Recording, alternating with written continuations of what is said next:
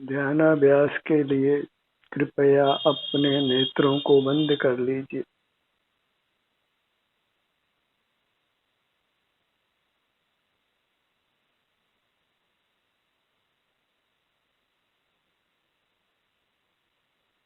अपने शरीर का एहसास कीजिए। इसकी प्रतीति कीजिए। सिर से पांव तक यह आपका अमूर्त शरीर है, जिसमें कोई रंग नहीं है, गंध नहीं है, रस नहीं है, स्पर्श नहीं है,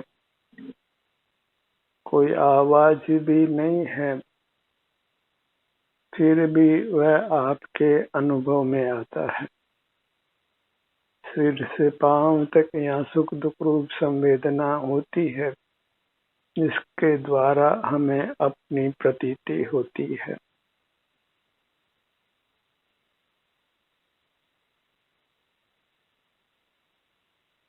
सिर से पांव तक यह मैं हूँ, इदम अहम अस्मि, ऐसी प्रतीति कीजिए।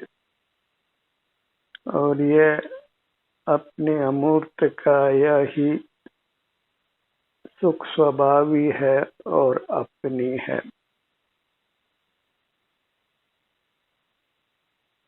इसी का ऐसा संवेदन अनुभव करने से हमारा शरीर स्वस्थ रहता है और हम सुख का अनुभव करते हैं।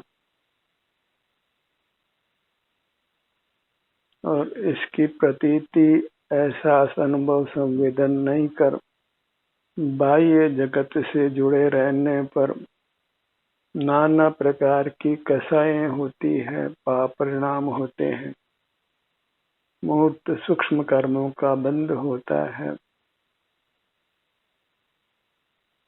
और उनके उदय में नाना प्रकार के दुखों का अनुभव होता है।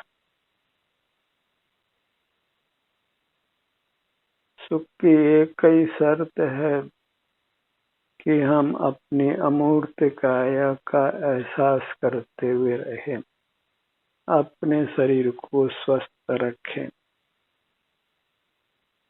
शरीर स्वस्थ है तो जीवन है, और शरीर अस्वस्थ है तो जीवन नारकीय है।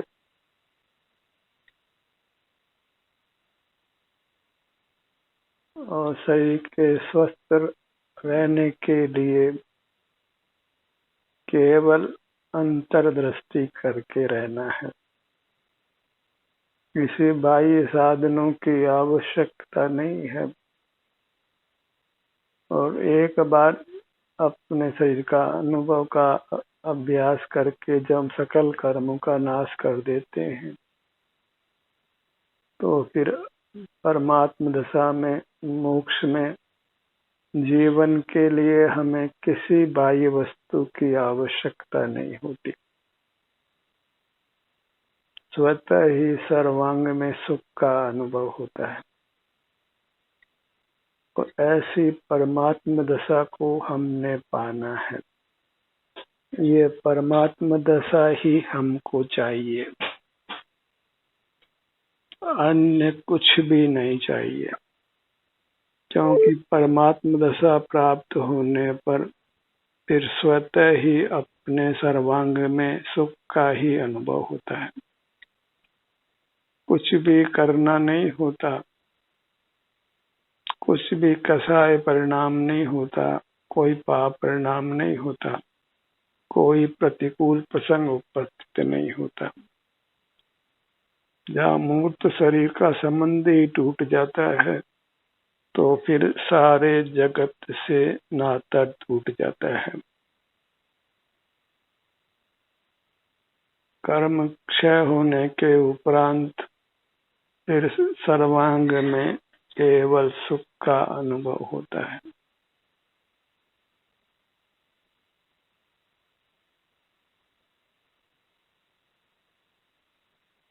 शरीर स्वस्थ है तो जीवन है, यह निश्चय जानिए। और शरीर को स्वस्थ रखने के लिए अपने शरीर से जुड़कर रहिए। इससे उत्तम स्वास्थ्य की प्राप्ति होती है। क्योंकि हम किसी बाह्य वस्तु का ग्रहण नहीं करते, इसलिए किसी प्रकार का कोई राग, द्वेष और दुख भी नहीं होता है। जहाँ पर पदार्थों का आश्रय है, वही पर पदार्थ स्वावने अस्वावने स्तनिष्ठ अनुभव में आते हैं और उनके प्रति राग द्वेष होता है, और राग द्वेष से सूक्ष्म मूल कर्मों का बंधन होता है।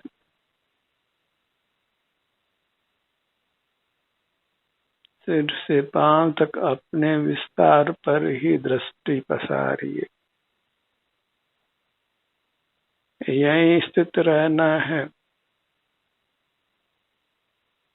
जो अपने में उपस्थित रहता है, वह गृहस्थ हो या मुनि हो, वह मोक्ष मार्गी है।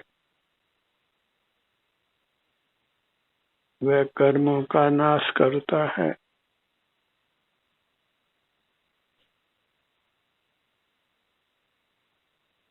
अभी हमको गृहस्थ मुनि का भेद नहीं करके बस अपने ध्यान को अपने पर रखना है।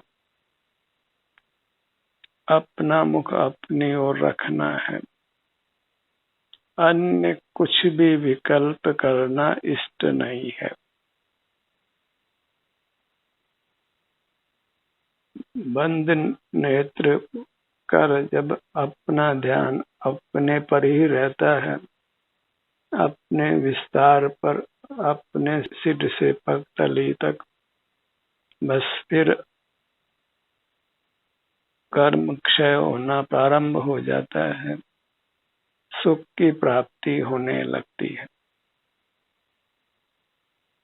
मोक्ष मार्ग इतना सीधा, स्पष्ट और संक्षिप्त है।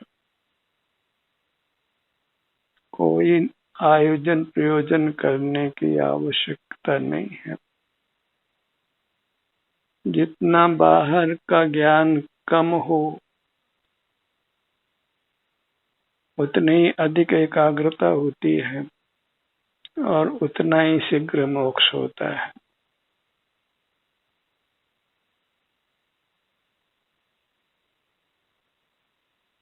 अपने सन्मुख होकर बाह्य जगत का विस्मरण कर देना है।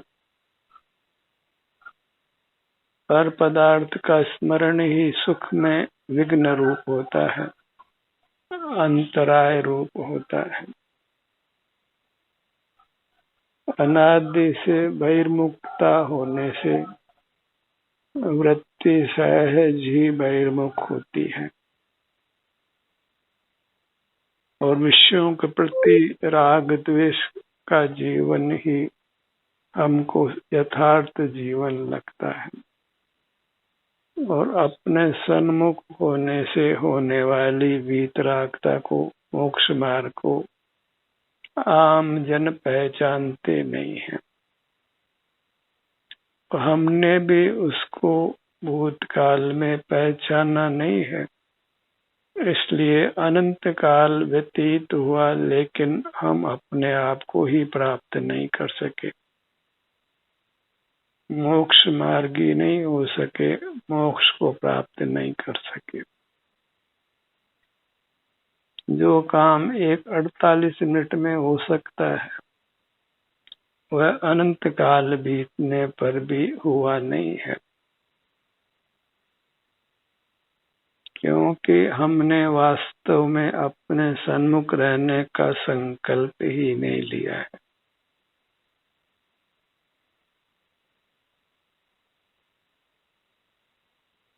और तो नियम बहुत लिए हैं, पर अपने सन्मुख रहने का नियम ही हमने नहीं लिया है।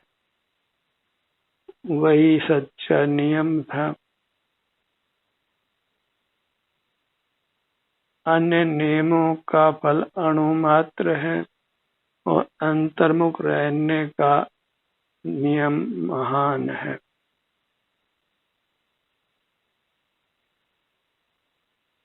उसका फल महान है, परम पद मोक्ष की प्राप्ति है। हम नर से नारायण हो जाते हैं और फिर कभी पुनर्जन्म नहीं लेते। और मूर्त देह का संबंध मिट जाने पर, सूक्ष्म कर्म का संबंध भी मिट जाने पर फिर जीवन में केवल सुख ही होता है। हम एक रूप बने रहते हैं और कुछ भी विकल्प नहीं होता। किंचित भी दुख का कोई प्रसंग उत्पन्न नहीं होता, परमानंद का ही अनुभव होता है।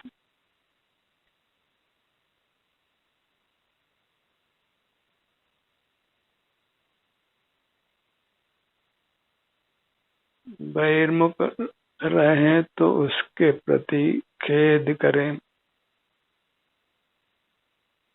और अंतर्मुख हो जाएं।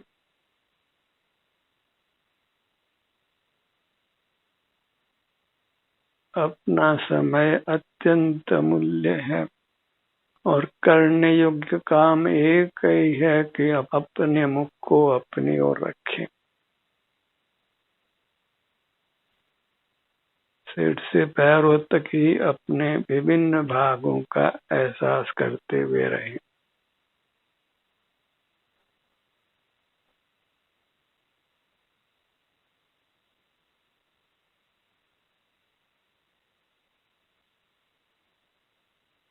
धर्माभासों को धर्म नहीं माने। जो क्रियाएं धर्म सी लगती हैं वे वास्तव में धर्म नहीं है।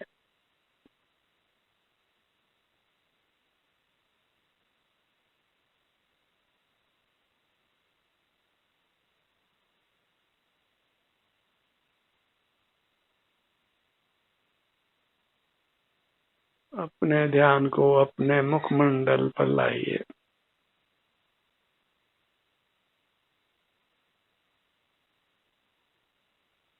वास्तव में तो केवल हमको नेत्र बंद कर अपना मुख अपनी ओर लाना है। अपना ध्यान भले ही शरीर के किसी भी भाग पर हो, एक स्थान से दूसरे स्थान पर जाए और कैसी भी संवेदना विभिन्न भागों में मिले।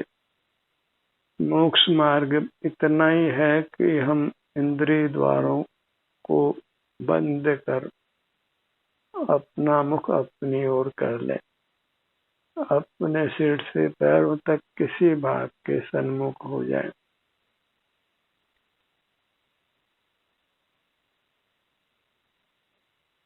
और इसी का अभ्यास करना है ताकि उपयोग बहिर्मुख नहीं हो, जगत के साथ व्यवहार नहीं हो।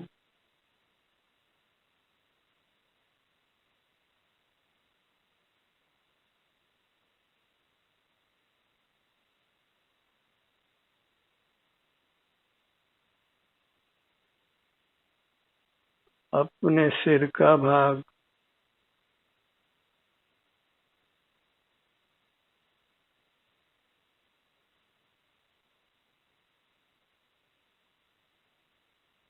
कोई विकल्प करना नहीं है। बस सुख दुख रूप जो भी संवेदना अपने को अपने भागों में मिलती है उससे ही संतुष्ट रहना है। अन्य कुछ वांछा नहीं करना है, अन्य कुछ यत्न भी नहीं करना है। और वह सब यत्न मोक्ष मार्ग के बाहर है।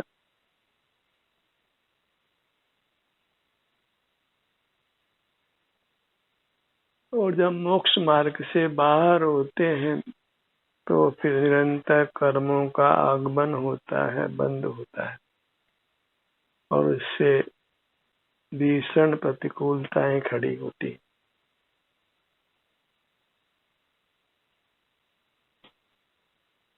ललाट भाग पर आइए।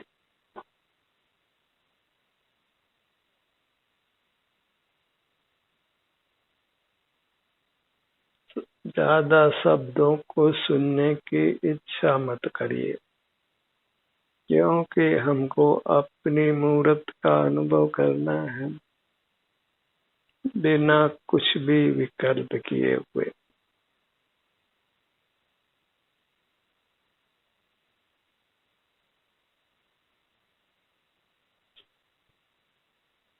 मोक्ष मार्ग का विस्तार नहीं है, जो भी विस्तार है वह संसार मार्ग है।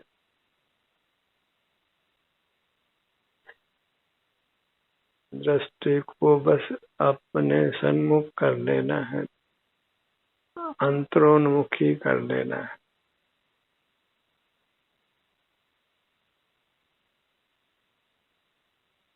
अपने भ्रूमध्य पर आइए,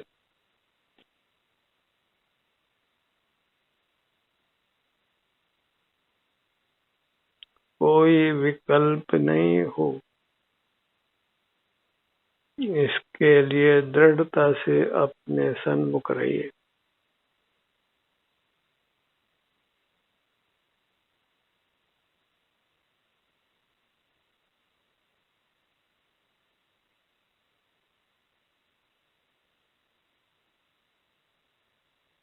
अपने दोनों नेत्रों के भाग पर आ जाइए।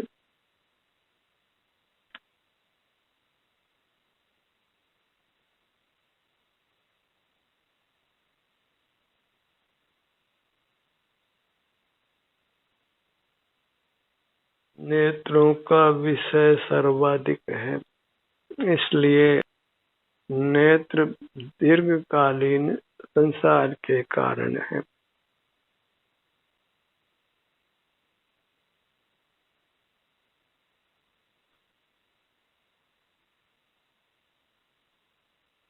नेत्र युगल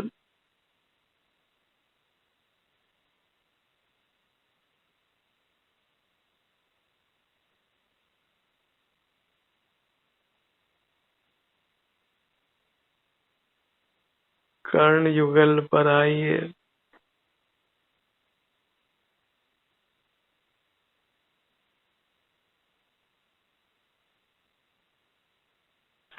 भले आप लेट जाएं, अत्यंत आराम की मुद्रा में आए, लेकिन बाह्य प्रवृत्ति बिल्कुल नहीं करना है, नेत्रों को खोलना भी नहीं है।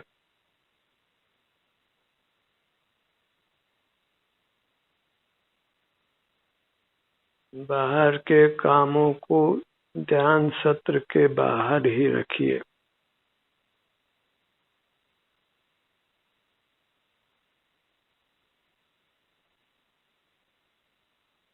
अपने दोनों नथनों के भाग पर आइए।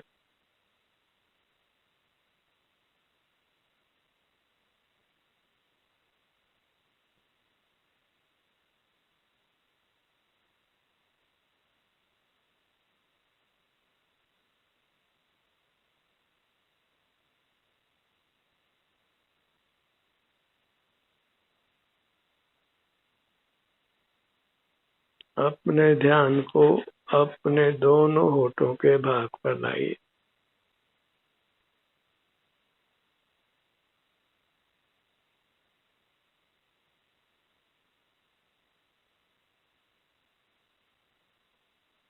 यदि आप इंद्रियों पर नियंत्रण रखते हैं, मन पर भी नियंत्रण रखते हैं, तो अपने सन्मुख होने पर, अपने किसी भाग के सन्मुख होने पर अपनी आत्म प्रतीति हो जाती है।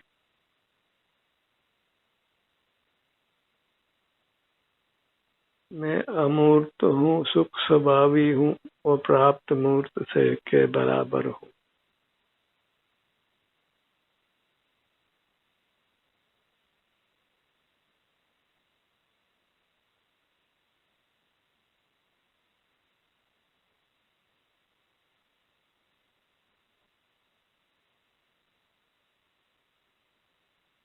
अपने ध्यान को अपने जिह्वा भाग पर लाइए। हर भाग पर ठहरने का प्रयास करिए।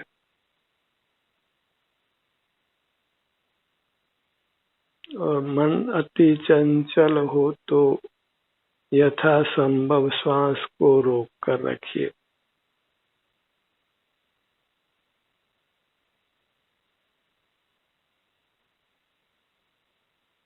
मुख के भीतर दंत पंक्ति, जिह्वा, ऊपर तालू का भाग और जिह्वा के अंत में कंठ का भाग,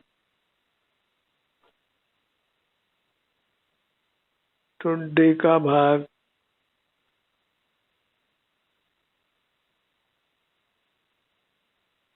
दोनों गालों का भाग,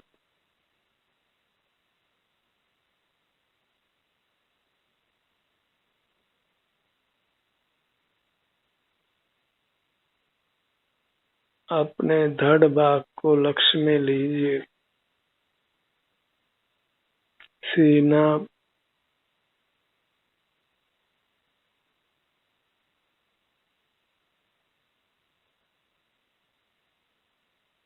पेट, दोनों कंधों का भाग, पेट का भाग, कमर का भाग,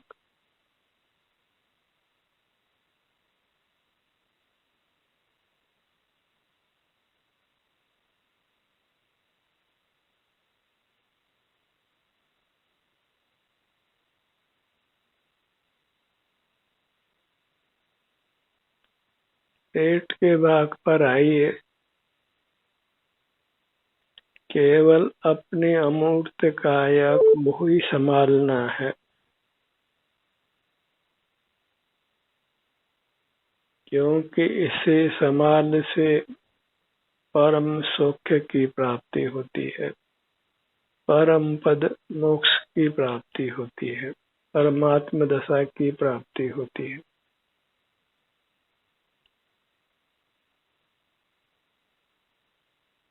अपनी दाहिनी भुजा पर आइए।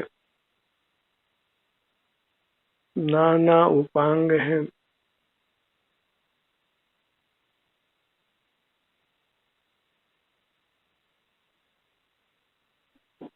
बाहर के काम काज हम हाथों की सहायता से करते हैं, पैरों की सहायता से करते हैं।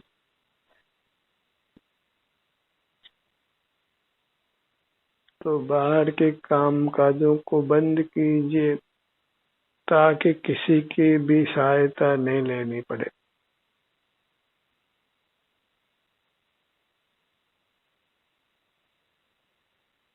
पूरी मूर्त को लक्ष्य में रखिए, अपना पूरा स्वरूप।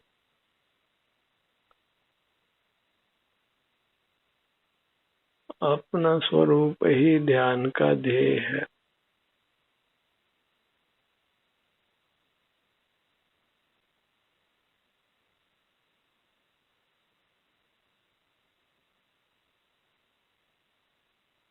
और रात्रि अपने शरीर पर ही विचरण करिए।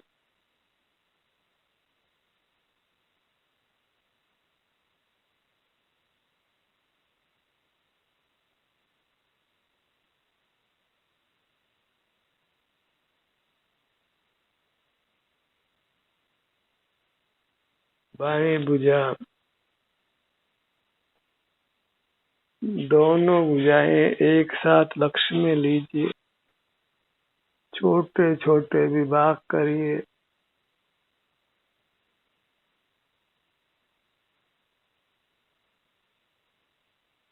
क्योंकि ये कार्य हमें अधिक से अधिक समय तक करना है, इसलिए अपने अमूर्त काया के सूक्ष्म से सूक्ष्म भाग का भी एहसास कीजिए।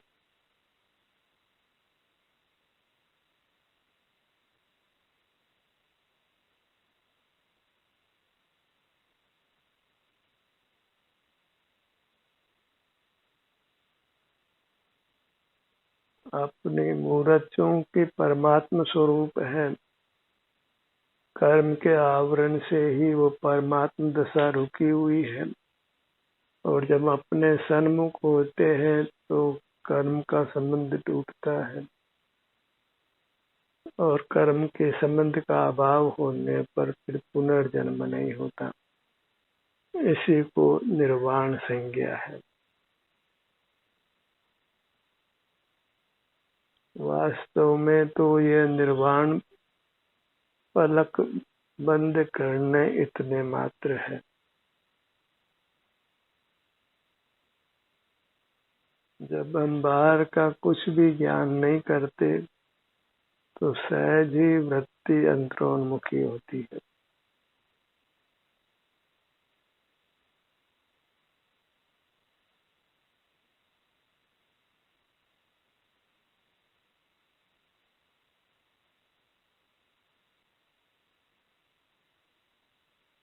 अपने मूर्त के सन्मुख बने रहने का सतत प्रयत्न करिए। बहिर्मुख रहते हैं तो हम प्रमाद में रहते हैं, तो उस प्रमाद की दशा को नष्ट करना है।